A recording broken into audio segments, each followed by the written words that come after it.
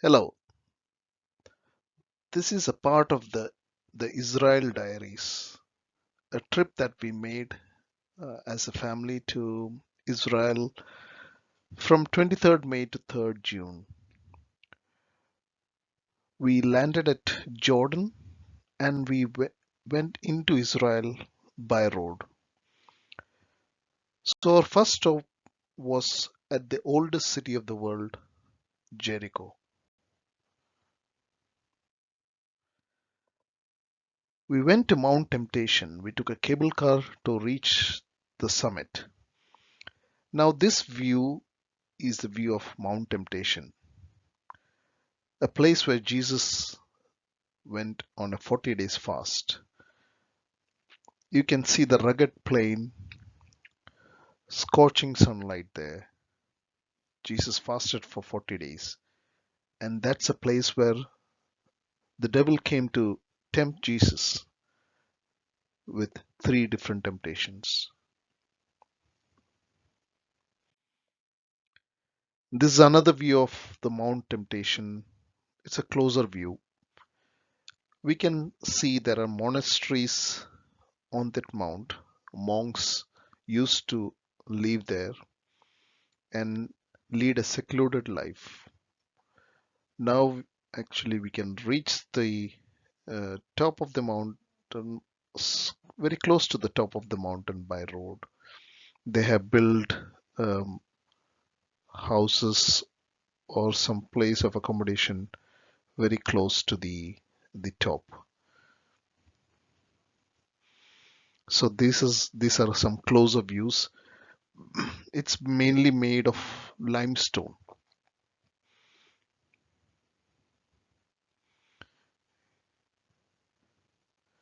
And you can see the roads here. See, these are the roads to reach the top of that mountain. So Mount Temptation. This is another view of the Mount Temptation, basically taken from a cable car while we were going up to the Mount of Temptation. And a view from the land. You can see a camel there. So this is a view of the city of Jericho, the modern day city of Jericho from Mount Temptation. Wanted to talk few things from this particular picture. On the foreground, we can see Mount Nebo. It's not very clear in this picture because it's very hazy. So this is Mount Nebo or Mount Sinai. Now the Israelites were led by Moses up till this point, but because Moses disobeyed God, God told that you will not go enter into the promised land. However, he was gracious enough to show Moses the land of Canaan. The land of Canaan is this place where you can see all these city and the buildings and things like that. That is in Israel. Mount Nebo is in the modern day Jordan. So God showed Moses from the top of Mount Nebo the promised land, a land flowing with milk and honey. I was curious why it's called land flowing with milk and honey. So my guide in Israel, he is a spirit-filled messianic Jew, and he mentioned that milk means there's a lot of goats there. So it's a goat milk, and the honey is date honey. Israel is the number one producer of dates, and there's a lot of date palm grows there. So that's the land of flowing with milk and honey. And the physical boundary between the country Jordan and Israel is a river Jordan. So on this picture you can't see properly because it's very hazy, but I'll just draw and show you where is this river Jordan. It's somewhere here. It's this area.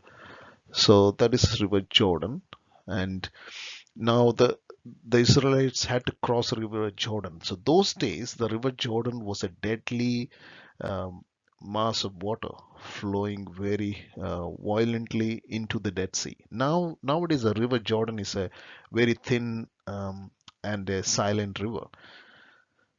So the Israelites, say about 10,000 strong people, had to cross the River Jordan. And we all know the story where the priest carried the Ark of Covenant and stepped into the River Jordan, and the River Jordan parted.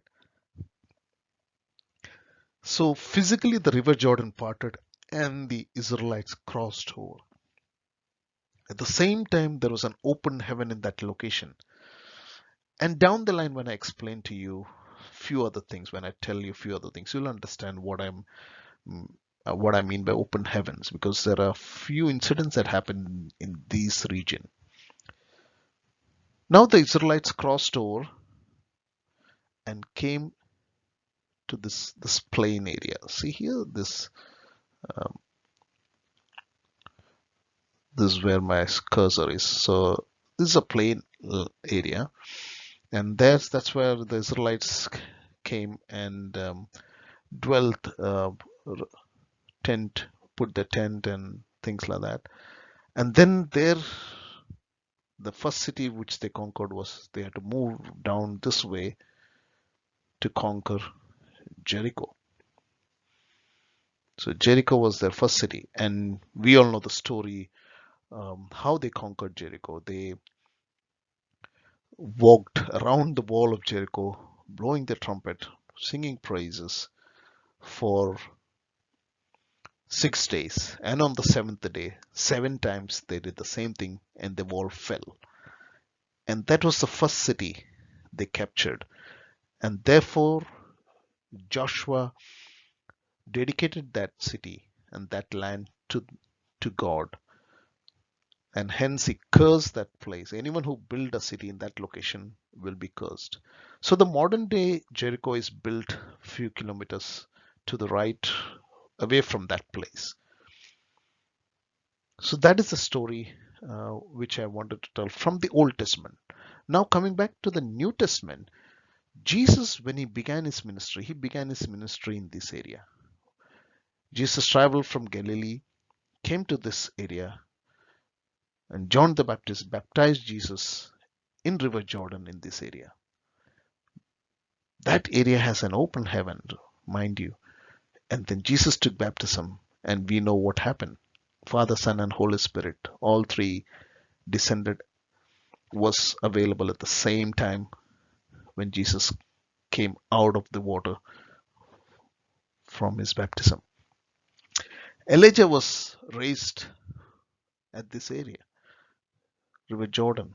Elijah went to heaven from this area. Brook of Kerith is close to this area on the side of Jordan, the country Jordan. So this area is an area of significance. And then after Jesus' baptism, Jesus came to this Mount Temptation to, to do 40 days fasting as start of his ministry. And then he had to walk about 6 to 7 days back into the region of Galilee from this area. So this area is an area of significance.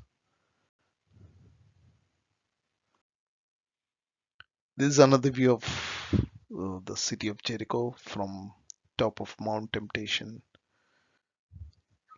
Now, this is the site where the wall of Jericho was dug out. It's an archaeological site. So you can see the Mount Temptation in the background. See, this is a Mount Temptation. So close to that, they found this wall of Jericho. So these are the remains of wall of Jericho.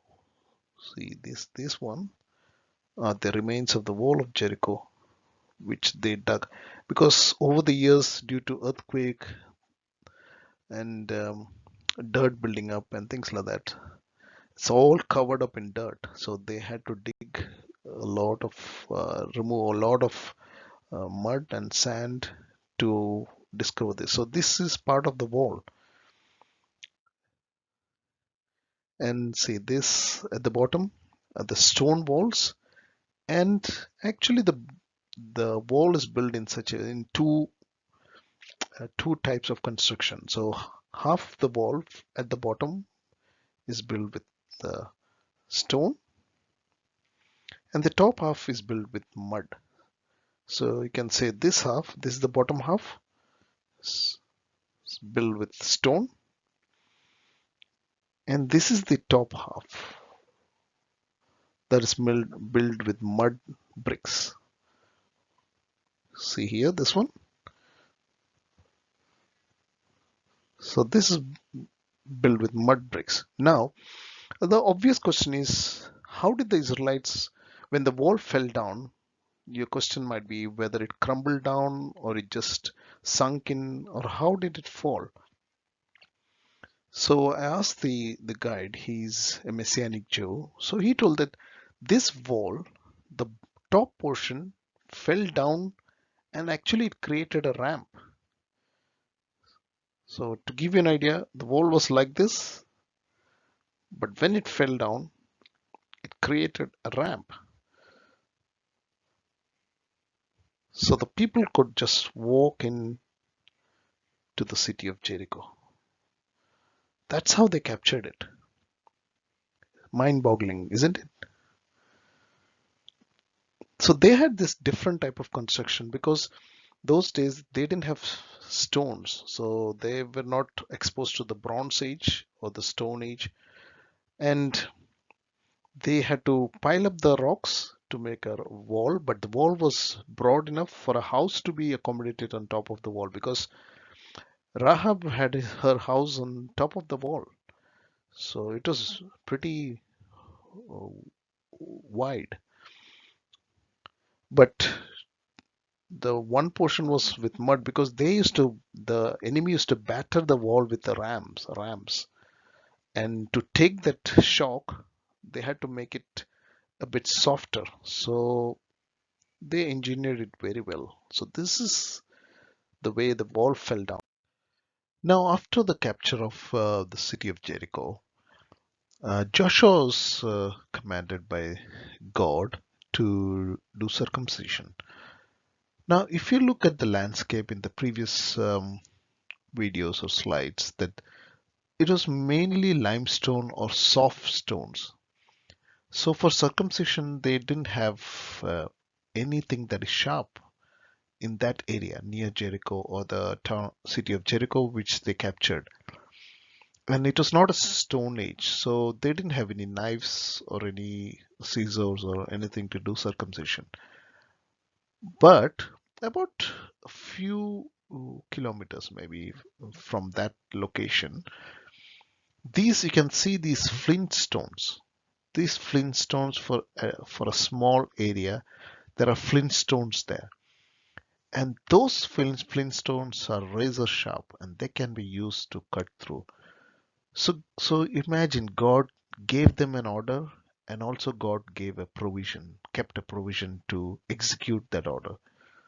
God's ways are marvelous. If He tells you to do something, He also gives you a provision to do that. And just to show that point, I have included this slide.